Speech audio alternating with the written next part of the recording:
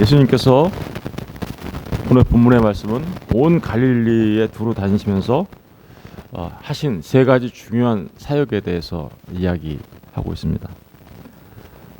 오늘 본문 마태복음 23장 23절에서 25절은 이제 앞으로 주님께서 하실 그 모든 일들을 한마디로 이렇게 요약해서 먼저 설명해 주고 있다라고 봐도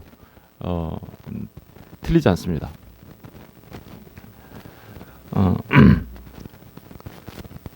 특별히 23절의 말씀을 우리 잠깐 보실래요? 23절 말씀을 보시면 23절 그 말씀을 우리 다시 읽어볼게요. 시작. 예수께서 온 갈릴리에 두루다니사 그들의 회당에서 가르치시며 천국 복음을 전파하시며 백성 중에 모든 병과 모든 약한 것을 고치시니. 이 말씀이 계속해서 반복돼요. 이 마태복음에서 보면 우리 한번 마태복음 9장 35절을 잠깐 가서 볼게요. 9장 35절. 9장 35절을 다 읽어보겠습니다. 네, 시작. 예수께서 모든 도시와 마을에 두루 다니사 그들의 회당에서 가르치시며 천국 복음을 전파하시며 모든 병과 모든 약한 것을 고치시니라. 아까 보니까 이게 4장 23절에서 나온 그 말씀이 다시 9장 35절에 그대로 나오죠. 예. 그러니까 이렇게 이제 수미 쌍관이라고 그러죠. 이렇게 인크루지오 구조라고 하는데 양쪽에 이렇게 배치를 해놓고 있어요. 그리고 그 안에 이제 마태복음 5장부터 9장까지의 내용들이 들어가 있죠. 마태복음 5장부터 9장까지의 내용을 잘 살펴보면요, 5장부터 7장까지는 우리가 잘 알고 있는 산상수훈이라고 하죠. 산상 강화, 가르침 강화, 그죠? 그런데 8장부터 9장까지는 주님께서 주로 이제 나병 환자를 고치시고, 그리고 백부장의 하인을 고치시고, 많은 사람들을 고치시고, 주로 이렇게 고치신 일들, 그죠? 병자들을 치유하고 귀신 들린 사람을 또 쫓아내고, 그리고 또 중풍병자를 고치시고, 뭐 이런 그러니까 오늘 본문 읽은 말씀을 보시면 다시 4장 가시면요, 4장 4장의 24절의 말씀 있죠? 24절의 말씀이 그 주님께서 24절의 말씀이 마태복음 8장 9장에서 나타나는 거예요. 그죠? 그러니까 5장과 7장은 하나님 주님께서 뭔가를 가르치시고 선포하신 일인가 하면 8장과 9장은 주로 병자들을 고치시고 귀신을 쫓아내고, 거기 모든 앓는 자, 각종 병에 걸려서 고통당하는 자, 귀신 들린 자, 간질하는 자, 중풍병자를 데려오니 그들을 고치시더라. 그러니까 이게 무슨 말씀인지 이해가 되셨나요? 5장 7장은 산상수훈 가르치신 거고요, 가르치시고 강하고요. 8장 9장은 주로 병자들을 고치시고 귀신을 쫓아낸 그런 일을 기록하고 있다라고 우리가 이제 볼 수 있는 거죠. 여기에는 굉장히 중요한 의미가 있습니다. 예. 여러분, 주님께서 하신 중요한 사역이 가르치심과 선포하심과 치유하심이에요. 가르치심과 선포하심을 우리는 이제 강화, 말씀들을 통해서 우리가 볼 수 있고요. 그리고 그 치유하신 사건들은 지금 방금 전에 보았던 것처럼 정말 이렇게 자연적인 치료를 말하는 게 아니에요. 이 자연적인 치료가 아니라 이것은 특별히 어떤 그 다시 말하면 하나님의 능력이 나타나는 것을 우리가 볼 수 있죠. 그렇죠? 하나님의 능력이 나타나는 것을 우리가 볼 수 있고요. 하나님의 나라가 드러나는 것을 볼 수 있어요. 이 병자 치료 드론을 통해서. 그렇다면 우리가 중요한 구조를 갖고 있죠. 하나는 주님이 직접 이렇게 말씀을 가르치는 거 하나 하고, 또 하나는 이런 치료와 귀신 쫓아내는 일을 통해서 하나님 나라를 드러내고 있다. 그런데 둘 다 뭐 하는 거예요? 지금 가르치는 것도 하나님 나라를 선포하는 거고요, 또 병자를 치료하고 이런 것들도 다 뭐 하는 거예요? 지금 하나님 나라를 드러내는 거예요. 다시 말하면 마태복음 5장부터 7장까지 산상수훈은 말씀이라고 얘기한다면 8장과 9장은 24절에 나오는 말씀처럼 주로 뭐 하는 거예요? 행위, 주님의 어떤 행위, 그죠? 무슨 일을 하세요. 근데 그 행위는 뭘 입증하기 위한 거예요? 뭘 입증하기 위한 걸까요? 하나님의 주님이 하신 말씀을 입증하는 거예요. 입증. 말씀이 선포라면 병자 치료를 하고 귀신을 쫓아내는 것은 그 말씀이 지금 천국 복음의 그 말씀이 옳다라는 것을 뭐예요? 입증하는 거예요. 입증.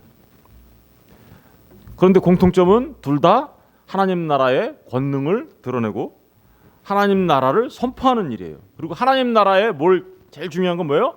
실제성. 하나님 나라의 실제성을 나타내는 거죠.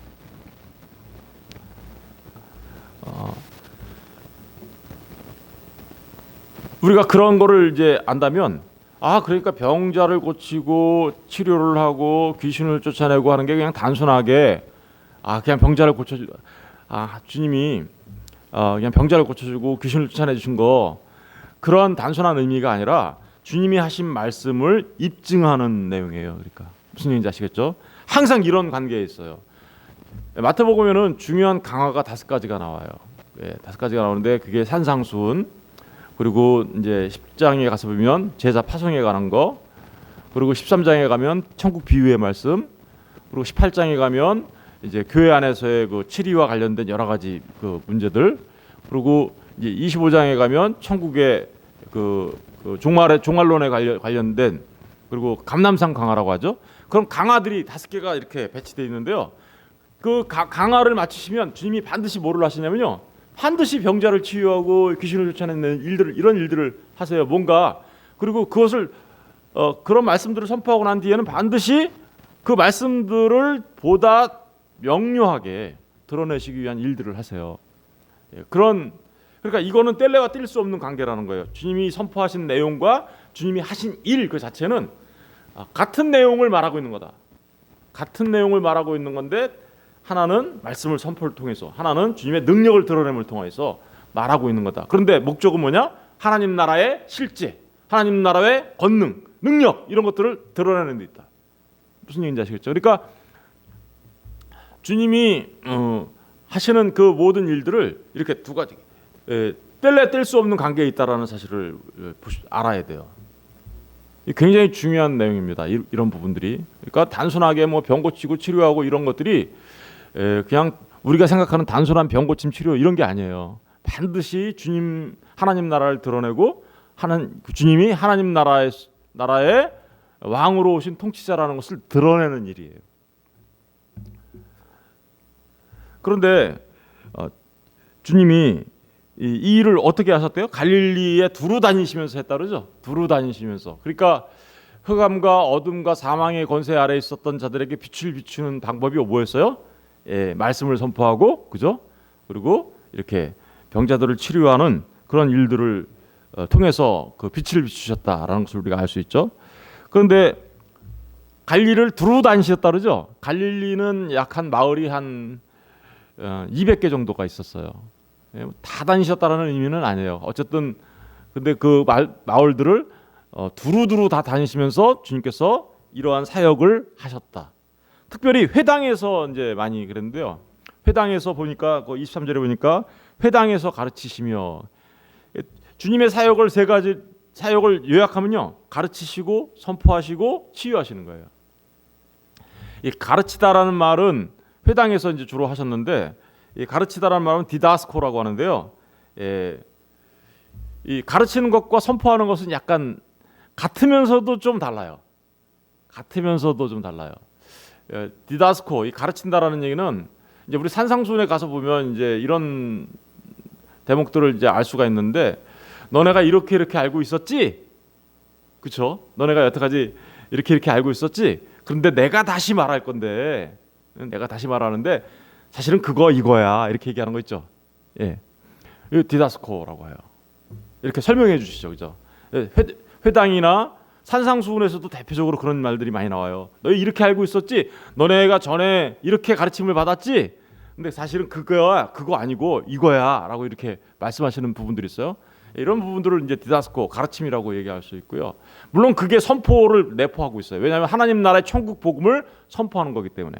그래서 디다스코와 이 천국 복음에 대한 선포, 캐리소라고 하는데 그게 다르지만 또 같은 부분들도 있어요. 그러면 이 선포하는 거, 캐리소는 뭘까요? 캐리소를 우리가 쉽게 이해하려면 이런 거죠. 세례 요한이 이렇게 얘기했죠. 회개하라. 어떻게요? 천국이 가까웠다. 이렇게 선포하는 거죠. 설득이 필요 없어요. 그죠? 그거는 있는 그 자체를 사람들한테 선포해요. 주님도 똑같이 하셨죠. 주님도 회개하라. 천국이 가까웠다. 이렇게 선포하시죠. 그리고 제자들을 택한 제자들이 나가서 복음을 전파할 때도 어떻게 했습니까? 천국 복음을 선포하죠. 그러니까 조금 다르죠. 뉘앙스가. 그죠? 그런 부분. 근데 이 두 가지 사역이 예수님의 아주 중요한 사역이었다라는 것을 우리가 알 수 있고요. 이 천국 복음을 선포했다. 여러분, 복음이라는 말이 뭔가요? 우리는 복음을 이제 예수 그리스도 자체라고 우리는 하면 거의 틀리잖아요. 근데 원래 복음이라는 말, 유앙겔리온이라는 말은 주님께 적용되었던 말은 아니에요. 로마가 사용했던 말이에요. 로마가 특별히 어떤 때 사용했냐면 이 유앙겔리온, 소식이라는 뜻이거든요. 소식. 그러니까 그 복음이라는 것은 기쁜 소식이라는 뜻이에요. 그죠? 근데 그게 사실은 로마에서는 어떻게 사용되었냐면 황제가 탄생하거나, 그죠? 황제의 생일이거나 이런 것들을 알리는 거예요. 황제의 탄생, 황제의 생일. 그리고 또 어떤 때 사용되었냐면 새로운 왕이 이렇게 탄생하거나, 아니면 전쟁에서 승리를 했다거나, 아니면 그 이스라엘에서도 특별히 그 이스라엘에서도 어떤 때 이런 그 복음이라는 말, 유앙겔리온이라는 말이 사용되냐면 대제사장이 임명되었거나 뭐 등등. 거기서도 또 왕이 새로 선출되었거나 이럴 때 그것을 복음이라고 했어요. 복음. 그러면 지금 그런 뉘앙스의 황제의 탄생, 생일, 새로운 왕의 선출, 전쟁에서의 승리, 대제사장의 임명, 이런 부분들이 누구한테 적용되고 있다는 거예요? 천국 복음에 그대로 적용되고 있다는 거죠. 그러니까 사실은 주님이 오셔서 그 하신 일들이 다 뭐라는 거예요? 새로운 왕, 진짜 왕, 그죠? 그리고 그 왕이 오셔서 하시는 이 전쟁에서의 승리들, 그리고 주님이 하시는 그 대제사장으로서의 이런 일들을 그 안에 내포하고 있다는 사실을 우리가 먼저 알아야 되겠습니다. 이러한 천국 복음은요, 반드시 우리에게 무언가를 요구해요. 뭘 요구할까요? 천국 복음은 디다스코나 캐리소나 이런 것들은 반드시 우리의 삶에 뭐를 요구해요? 변화를 요구해요. 삶의 변화를. 지금까지 살아왔던 삶의 방향에서 삶의 방향을 바꿀 수 있도록 변화를 요구하는 거죠. 사실은 그렇죠. 병자를 고치면 병자의 삶이 어떻게 돼요? 그렇죠. 이 병자를 고치고 귀신을 쫓아내고 이 모든 일들은 하나님 나라의 능력, 권능을 나타내는 거잖아요. 그러니까 하나님 나라를 만나게 되면, 그 권능을 만나게 되면 어떻게 되게 말씀을 통해서든 병자가 어떤 삶을 삽니까? 완전히 바뀐 삶을 살잖아요.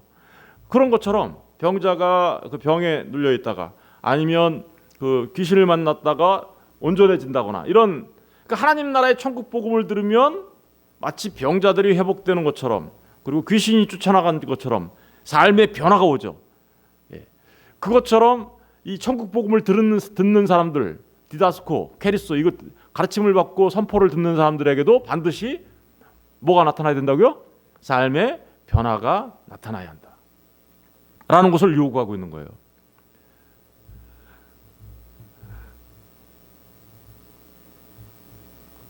그런데 그렇게 천국 복음을 전파하시고 백성들의 모든 병과 모든 약한 곳을 고쳐주시는 이 일이 소문이 쫙 퍼졌죠. 24절에 보니까 그의 소문이 어디에까지 퍼졌어요?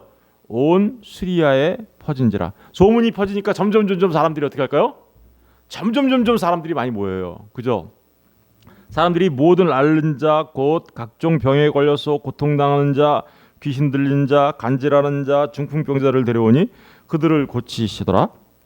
그러니까 이 소문이 퍼지니까 이제 주로 어떤 사람들이 많이 왔어요? 병자들이 엄청나게 많이 온 거죠. 주님이 막 고쳐주시니까. 여러분 여기에서 우리가 이제 한 가지 주목해야 될 게 제자와 무리를 구분할 수 있어야 돼요. 제자와 무리, 그죠? 여기 25절에 보니까 갈릴리와 데가볼리와 예루살렘과 유대와 요단강 건너편에서 수많은 무리가 어떻게요? 따르니라.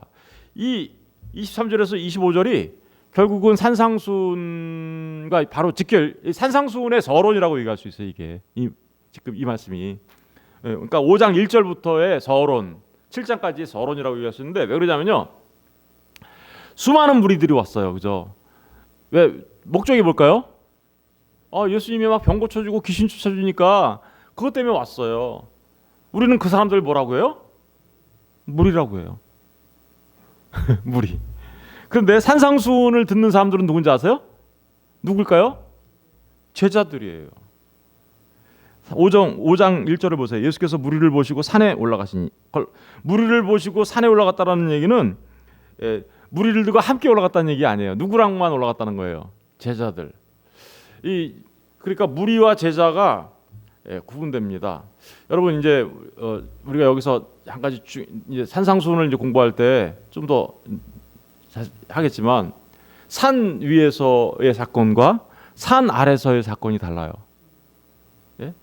산 위에서는 이 산상수훈을 강화, 하나님의 말씀이 가르쳐 주시죠. 그것은 예수님이 직접 얘기하시는 거예요. 산상수훈은 예수님의 한편의 설교라고 얘기할 수 있어요. 직접 얘기하시는 거니까, 예수님이 직접 얘기하는 거니까, 더더구나 그걸 뭐에 대해서, 하나님 나라의 복음에 관해서 직접 얘기하시는 거니까 어마어마하게 중요하겠죠. 산상수훈이, 그죠? 그러고 나서 산에서 내려와서 일어나는 사건들이 뭐예요? 8장 9장 나오는 거거든요. 그리고 거기서 병자를 고치고 치유하는 거거든요. 그러니까 잘 생각해 보세요. 산 위에서 가르쳐 주신 그 사건들을 산 아래에서 나와서 병자를 고치고 이렇게 하잖아요. 그럼 이 내용들이 전부 다 뭘 입증하고 있는 거예요? 산에서 가르치신 이 내용을 입증하고 있는 거예요. 그렇다면 우리가 이 밑에 산 아래에서 가르쳐 주신, 산 아래에서는요 여러 가지 말씀들을 하세요. 주로 거기에는 산 아래에서는 무리들이 포함되어 있어요. 무리들한테 비유도 가르쳐 주시고요, 율법을 설명하기도 하고요, 그리고 병자를 고치시기도 하고요, 귀신을 쫓아내기도 하고, 여러 가지 이적과 표적을 일으키시기도 해요. 그죠? 그런데 그게 다 뭘 설명하는 걸까요? 그러니까 산상수훈의 주님의 말씀에, 주님 말씀 강화, 그런 것들을 입증하고 설명하는 거였단 말입니다. 그러니까 그 병자를 고치고 귀신을 쫓아내는 것이 다 뭐였어요? 그건 표적이었어요. 표적이라는 게 무슨 기능을 하는 겁니까? 손가락 기능을 하는 거예요.